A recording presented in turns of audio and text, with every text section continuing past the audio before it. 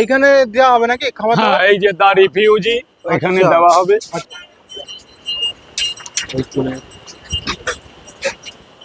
এই দেখতে পাচ্ছ রাজুদা কিন্তু পুরোপুরি সবকিছু নিয়ে যাচ্ছে।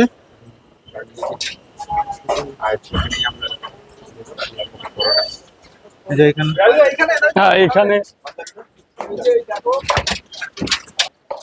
আমি রাজু পকেট পরোটা।